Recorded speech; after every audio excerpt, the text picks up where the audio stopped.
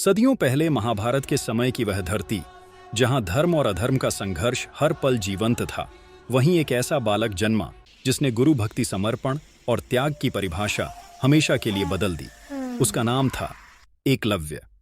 वह था निषाद राज हिरण्यधनु का पुत्र, जो जंगलों में रहने वाले शिकारी समुदाय से था। बचपन से ही एकलव्य को धनुर्विद्या में अद्भुत रुचि थी।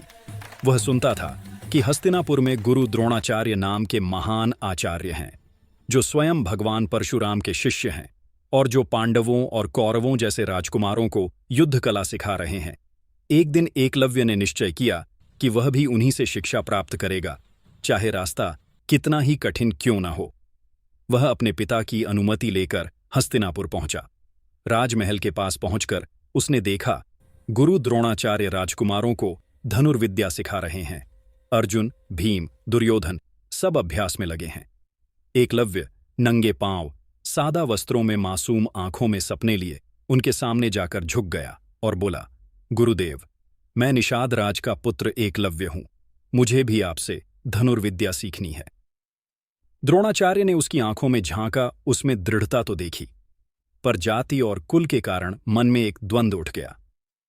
वे जानते थे कि वह कोई राजकुमार नहीं, बल्कि वनवासी है। अंततः उन्होंने कहा, मैं केवल राज परिवार के बालकों को शिक्षा देता हूं, तुम यहां से लौट जाओ। एकलव्य का हृदय टूट गया, पर उसका संकल्प नहीं टूटा। उसने निश्चय किया कि वह गुरु द्रोणाचार्य से भले ही शिक्षा न पा सके, पर स्वयं ही धनुर्विद्या में निपुण बनेगा। वह जंगल लौट आया, एकांत स्थान चुना और मिट्टी से गुरु द्रोणाचार्य की मूर्ति बनाई। उसने उस मूर्ति के चरणों में प्रणाम किया और कहा, गुरुदेव, भले ही आपने मुझे शिष्य नहीं बनाया, पर मैं आपको अपना गुरु मानता हूं। आपकी प्रतिमा ही अब मेरी शिक्षा का स्रोत होगी। इसके बाद शुरू हुआ एकलव्य का तप। सुबह से रात तक वह अभ्यास करता, कभी धनुष खींचते हुए, कभी तीर चलाते हुए, कभी आंखें बंद कर मन में लक्ष्य की कल्पना करते हुए। धीरे धीरे उसकी साधना इतनी प्रबल हुई कि जंगल के पशु पक्षी भी उसके अभ्यास के साक्षी बन गए। उसकी एकाग्रता ऐसी थी कि वह चलती हवा में भी निशाना लगा देता था। कहते हैं, उसकी तीरंदाजी इतनी सूक्ष्म और तेज थी कि वह बिना किसी को घायल किए केवल सटीक लक्ष्य साध सकता था। एक दिन गुरु द्रोणाचार्य अपने शिष्यों के साथ शिकार पर निकले। उनके साथ अर्जुन भी था। उसी जंगल से गुजरते हुए उन्होंने एक कुत्ते को देखा। उसका मुंह पूरी तरह तीरों से ढका हुआ था, पर बिना एक भी बूंद खून गिरे। द्रोणाचार्य चकित रह गए। अर्जुन भी विस्मित होकर बोला, गुरुदेव, यह किसका कार्य हो सकता है? ऐसा तो कोई भी नहीं कर सकता। द्रोणाचार्य बोले, यह किसी अत्यंत सिद्ध धनुर्धर का काम है। वे उस दिशा में बढ़े और वहां उन्होंने देखा एक बालक मिट्टी की मूर्ति के सामने तीर चला रहा है।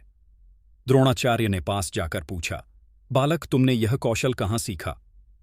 एकलव्य झट से झुका और बोला, गुरुदेव, मैंने यह विद्या आपसे सीखी है। आपकी मूर्ति को गुरु मानकर मैंने अभ्यास किया है। द्रोणाचार्य ने देखा कि वह वही निषाद बालक है जिसे उन्होंने कभी शिक्षा देने से मना कर दिया था। वे जानते थे कि अगर यह कौशल अर्जुन से श्रेष्ठ हुआ तो अर्जुन का सर्वश्रेष्ठ धनुर्धर होना समाप्त हो जाएगा। वे मौन हो गए, फिर बोले, यदि मैं तुम्हारा गुरु हूं तो मुझे गुरु दक्षिणा दोगे? एकलव्य ने बिना सोचे कहा, गुरुदेव, आदेश करें, मेरे प्राण भी अर्पित हैं। द्रोणाचार्य बोले, मुझे तुम्हारा दाहिना अंगूठा चाहिए। यह सुनकर वहां उपस्थित सब स्तब्ध रह गए। एक पल को जंगल शांत हो गया, पर एकलव्य ने न एक आह भरी, न कोई प्रश्न किया।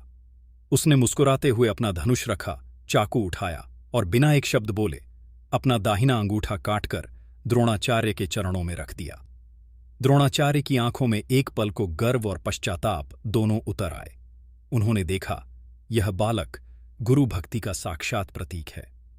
अर्जुन भी यह दृश्य देखकर निशब्द रह गया। एकलव्य ने कहा, गुरुदेव, अब मैं भले ही अपने अंगूठे के बिना तीर चलाऊं, पर आपकी कृपा से यह कला कभी मुझसे दूर नहीं होगी। और सच में एकलव्य ने तीरंदाजी छोड़ी थी। उसने अपने दूसरे उंगलियों से धनुष चलाने का अभ्यास शुरू किया। उसका नाम इतिहास में एक ऐसे शिष्य के रूप में दर्ज हुआ जिसने गुरु को देवता मानकर अपना सर्वस्व अर्पण कर दिया। उसने यह सिखाया कि सच्चा ज्ञान केवल पुस्तकों या विद्यालयों में नहीं, बल्कि श्रद्धा, परिश्रम और समर्पण में बसता है।